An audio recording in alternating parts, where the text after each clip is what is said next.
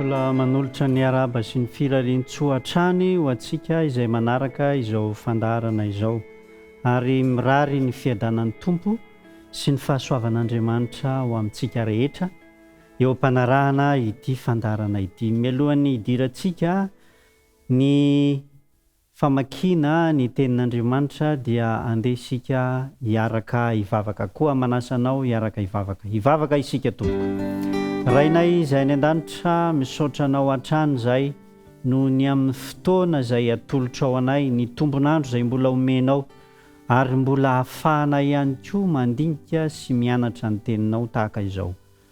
Aoka ny fanahinao masina hitady-dalana hatrany ary hanoro lalana hatrany, hampahafantatra anay izay sitraka ao mandrakariva sy ny lalana izorana mba hitondra anay ho any amin'ny famonjena. Ny irinay dia ombanay hatrany ianao amin'ny anaran'i Jesosy Kristy. Amen. Ny lohateny anio dia meteza ho tarihan'Andriamanitra, meteza ho tarihan'Andriamanitra. Isika olombelona dia manana fijery indraindray tsy dia mitovy amin'Andriamanitra, kanefa ao anatin'izany toe-javatra izany dia miezaka Andriamanitra ny tarika atsika ho amin'ny lalam-pamonjena. Na isika mpanompon'Andriamanitra, na isika olona mitady ny fahamarinana sy mitady an'Andriamanitra amin'ny fo, na isika olona mety kivy ihany koa ao anatin'ny famonjam-po, dia tsy mijery fotsiny Andriamanitra manoloana an'izany fa miezaka mba hitarika atsika ho amin'ny famonjena. Zao no voasoratra ao amin'ny Jaona 2:7-20. Jaona 2:7-20.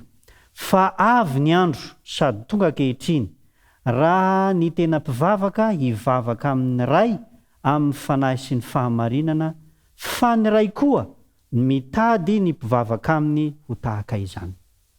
Tonga ny fotoana hozy Jesosy Kristy, ny tena mpivavaka dia hivavaka amin'ny ray amin'ny fanahy sy ny fahamarinana, ary ny ray koa mitady ny mpivavaka aminy ho tahaka izany. Inona ny tiany Jesosy ambara? Ny tiany Jesosy ambara dia izao: fotoana mety izao izay hitarihana antsika ho amin'ny tena fivavahana marina. Ny tena mpivavaka mazava ho azy dia tsy hoe anarana fotsiny, fa na ivelambelany fotsiny, fa kosa amin'ny fo sy saina sy fanahy. Izay le hoe ny tena mpivavaka marina. Andriamanitra zany dia mitady izay tena mpivavaka marina. Rehefa mivavaka zany tsika ka mitady an'Andriamanitra marina, dia Andriamanitra koa mitady atsika. Ary rehefa mivavaka isika hozy izy dia amin'ny fahamarinana, fanahy sy fahamarinana, zany hoe araka izay ambaran'i Jesosy Kristy, araka ny Kristy, satria Kristy ny lalana sy fahamarinana ary fiainana. Tsy misy olona afaka makany amin'ny ray afa-tsy amin'ny alalany.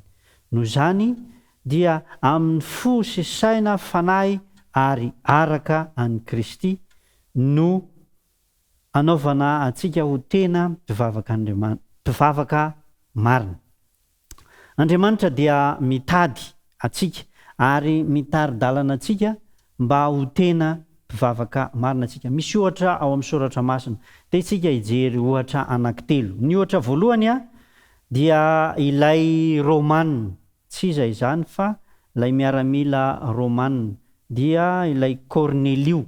Ao amin'ny asan'ny apôstôly 10.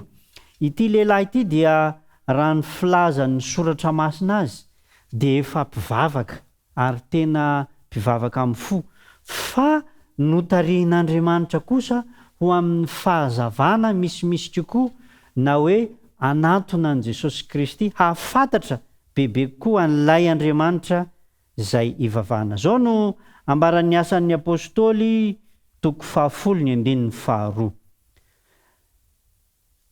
Mpivavaka tsara sady matahotra an'Andriamanitra izy, mba amin'ny ankohonany rehetra, ka nanao fiantrana be tamin'ny olona sady nivavaka tamin'Andriamanitra mandrakariva. Cornelio dia mpivavaka tsara sady natahotra an'Andriamanitra izy mba amin'ny ankonandrehetra ka nanao fiantrana be tamin'ny olona sady nivavaka tamin'Andriamanitra mandrakariva. Raha izany fijery azy zany a dia efa tokony andovan'ny fiainana mandrakizay izy. Mpivavaka tsara, matahotra an'Andriamanitra, nanao fiantrana be tamin'ny olona ary nivavaka mandrakariva. Izay ity Cornelio ity.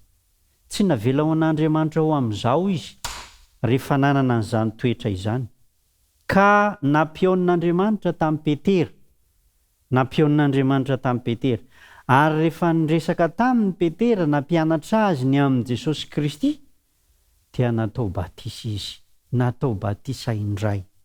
Eto zany dia ahitantsika fa ny olona efa mpivavaka tsara, manao fiantrana be, mivavaka mandrakariva, matahotra an'Andriamanitra, dia mbola tarihin'Andriamanitra ary ampihaony amin'ny mpanompony handreny filazantsara ny Kristy mba hahatonga azy ho vonjena dia natao batisa izy amin'ny ankonany. Izay le fitantanan'Andriamanitra ka tadiavin'Andriamanitra ny olona tahaka izany. Misy tantara hafa ihany koa dia mbola mpivavaka ihany koa izay hitantsika ao amin'ny soratra masina dia ilay lehilahy avy any Etiopia izay namaky soratra masina izy ary nivavaka kanefa tsy azony izay nambarany dia naniraka any Filipo ny fanahin'Andriamanitra mba hanatona azy ary nampianatra sy nilaza azy ny filazantsarany Jesosy Kristy.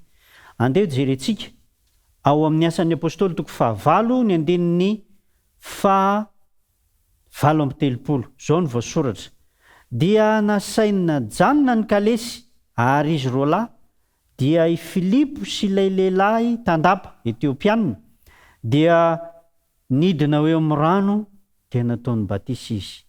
Ity lehilahy ity dia lehilahy efa nivavaka avy any Jerosalema, namonjy fotoam-bavaka avy any Jerosalema ary tao anaty kalesy izy no namaky ny soratra masina.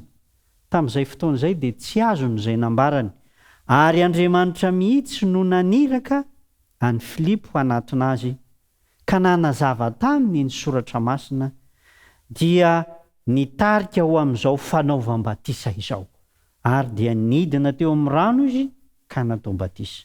Ry havana malala, ny tena mpivavaka marina dia tadiavin'Andriamanitra ary tsy avelany amin'izao fa tarihany mandrakariva ho amin'ny fahamarinana mazava kokoa hatrany.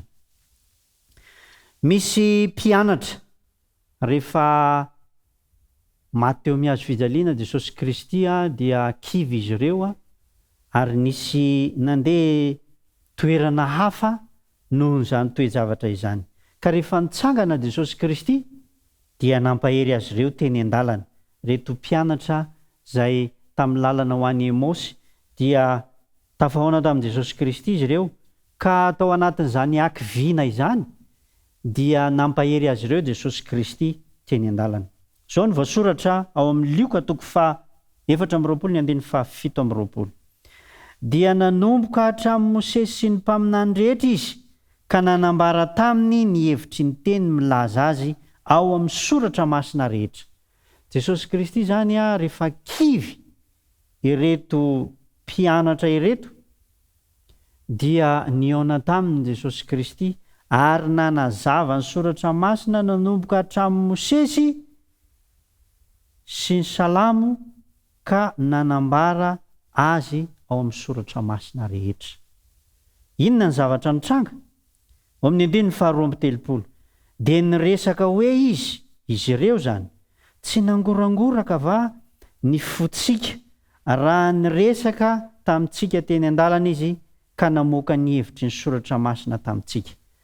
Na ninona zany reto mpianatra ireto rehefa naheno ny fampianarana momba an'i Jesosy Kristy nangorakoraka ary natsiaro tena ho mahery izy ireo rehefa nandre izany teny izany.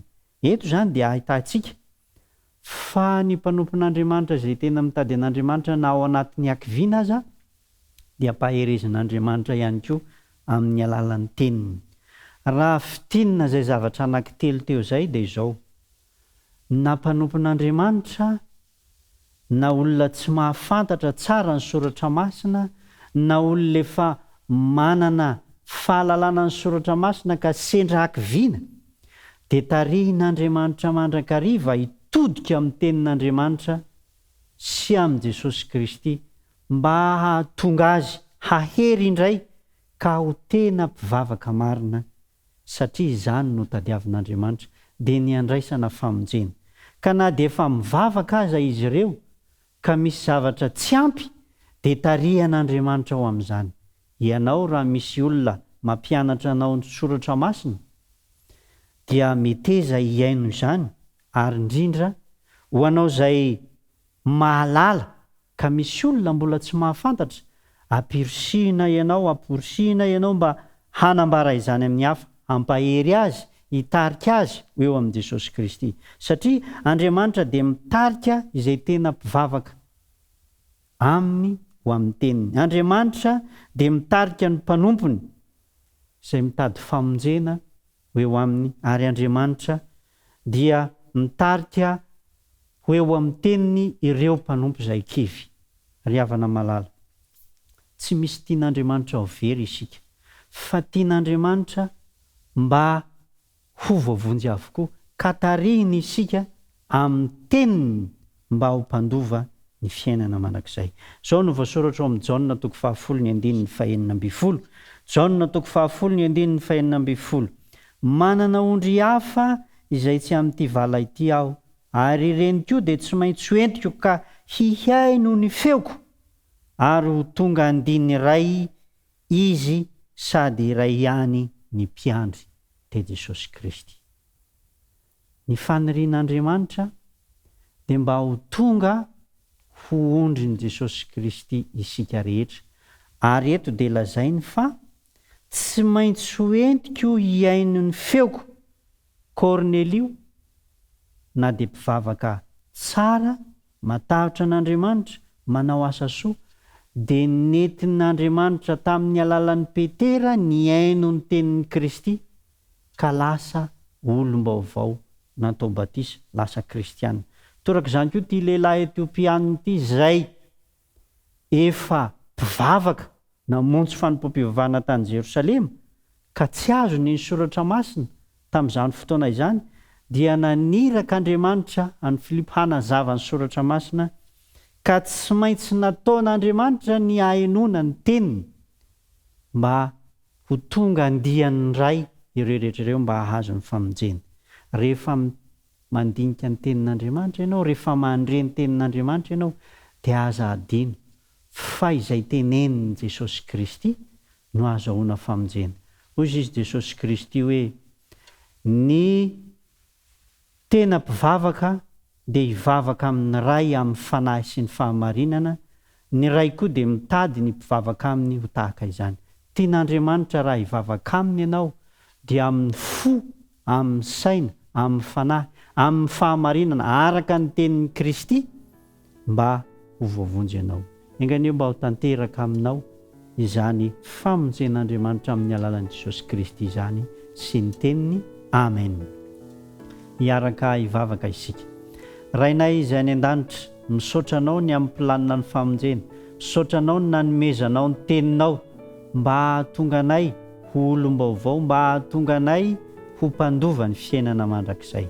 Koa tario zahay handinika izany, ary tario zahay hiaino ny tenin'i Jesosy Kristy, ary hanaraka an'izany tsy misy fepetra eo amin'ny fiainanay, fa hanolo tena tanteraka, ka mba ho isan'ireo andian'ondrin'i Jesosy Kristy, ka ho vala iray handova ny fiainana mandrakizay. Mitahi ny mpiaino izao fandarana izao, mitahi anay rehetra, mitahi ny mpikarakara sy ny mpiara-miasa rehetra nanatotosa izao fandarana izao. Ho anao rery ihany ny voninahitra, ho aminay rehetra kosa ny fahasoavanao sy ny fiadanana ary ny famindram-po. Mivavaka dia tononona amin'ny anaran'i Jesosy Kristy. Amen.